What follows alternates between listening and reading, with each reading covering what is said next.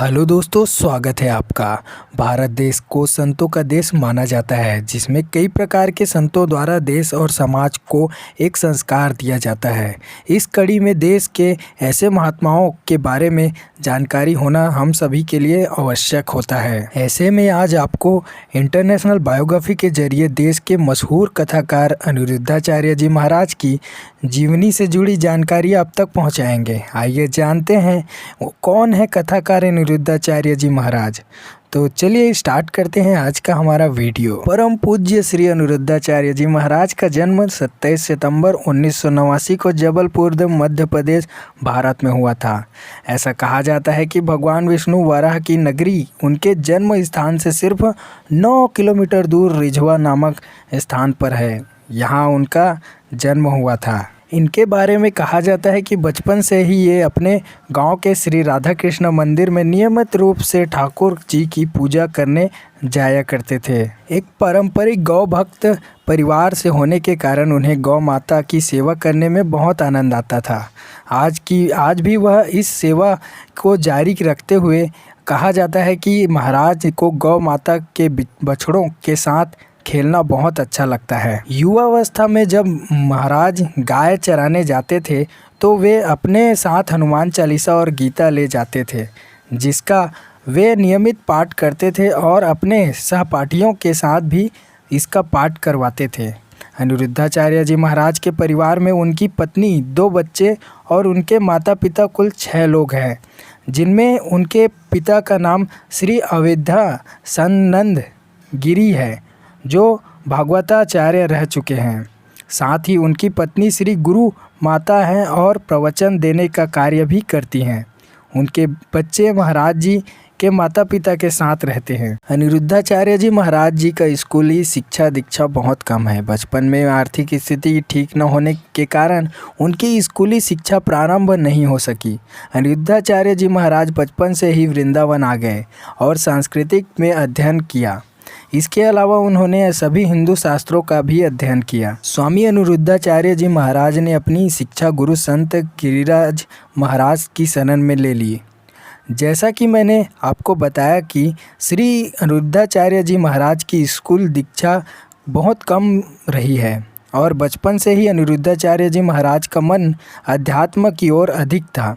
इसलिए वे वृंदावन आए और अपने गुरु की शरण में विभिन्न हिंदू धार्मिक ग्रंथों का अध्ययन किया और एक कहानीकार और भक्त गायक के रूप में अपना करियर शुरू किया। और आज के समय में ये यूट्यूब और कई टीवी चैनलों के माध्यम से लोगों के सामने भगवत गीता का कथा और प्रचार करते हैं और जहां इनकी कहानी पढ़ी जाती है वहां लोगों की भारी भीड़ हो जाती है, जिससे लोगों को कथा पढ़ने के 5 से 6 घंटे पहले भगवत गीता कथा स्थल पर पहुंचना पड़ता है, तभी से वे कथा का आनंद ले पाते हैं। स्वामी जी आज एक बहुत बड़ा नाम बन चुके हैं। साथ ही कई जगहों पर सालों पहले उनकी कहानी लगातार बुक की जाती है। अगर हम अनिरुद्धाचार्य जी महाराज की सालाना नेटवर्थ देखने जाएं तो यह 4 से 5 करोड़ या सबसे ज़्यादा भी हो सकता है, क्योंकि इसकी आधिकारिक तौर पर पुष्टि नहीं की जा सकती है। सबसे पहले महाराज जी के कार्यों की बात करते हैं।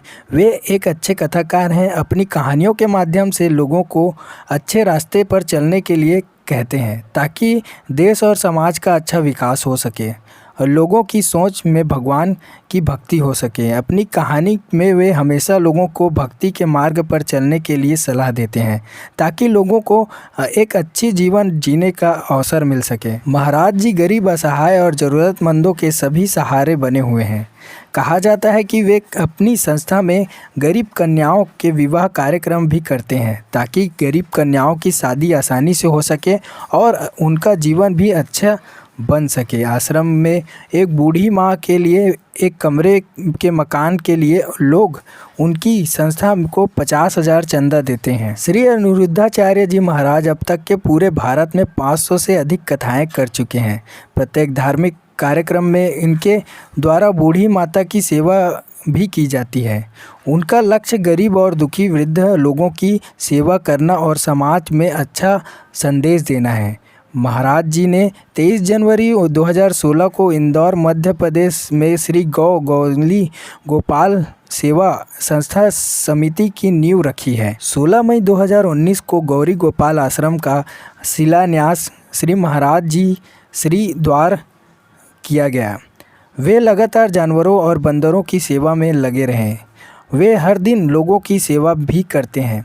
महाराज जी बूढ़ी माता के भी चरण दबाते हैं और अनिरुद्धाचार्य बहुत कम उम्र में देश के गुरुओं की बड़ी कहानी कहने वाले को पीछे छोड़ दिए हैं।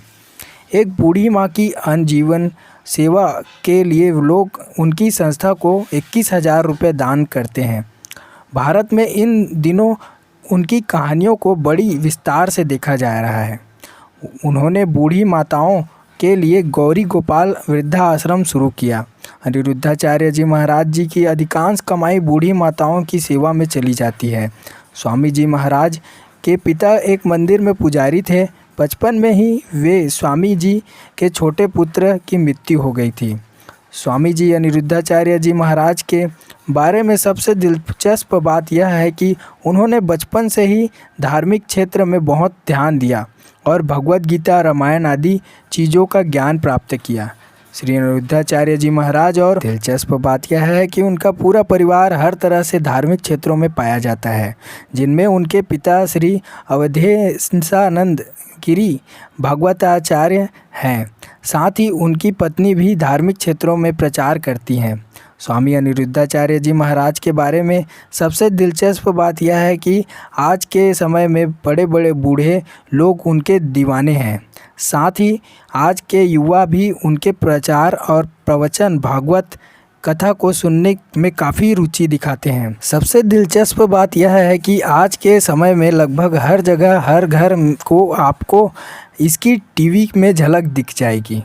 मोबाइल में या अन्य माध्यमों से आपको इसका भजन देखने को मिल जाएगा। युवाओं में दिलचस्पी की सबसे बड़ी वजह यह है कि अनिरुद्धाचार्य भागवत कथा के साथ साथ अपनी कहानी में बहुत सारी प्रेरणाओं को शामिल करते हैं, जिसके कारण आज हर कोई इसका दीवाना होता चला जा रहा है। और इनके बारे में सबसे दिलचस्प बात यह है कि स्वामी जी अपनी कमाई का अधिकांश हिस्सा गौरी गोपाल वृद्धाश्रम में बूढ़ी माताओं को दान कर देते हैं और बूढ़ी माताओं को दान करते हुए की शुरुआत 2016 में हुई थी। तो दोस्तों, मुझे उम्मीद है कि आपको अनिरुद्धाचार्य जी महाराज जी का जीवनी बहुत ज़्यादा पसंद आया होगा और जीवनी से जुड़ी हर तरह की रोचक बातें आपको बहुत ज़्यादा पसंद आई होगी। इसके बाद भी अगर आपके मन में कोई सवाल है तो हमें कमेंट बॉक्स में ज़रूर कीजिए, हम आपके सवालों के जवाब ज़रूर देंगे। और चैनल पे नए हो तो सब्सक्राइब करो यार और लाइक करो हमारे चैनल को, ताकि ऐसे ही रोचक बायोग्राफी आपको देखने को मिल सके और साधु संतों के बारे में जानकारी आप तक जल्दी से जल्दी पहुंच सके। तो मिलते हैं नेक्स्ट जीवन में। आज के लिए धन्यवाद।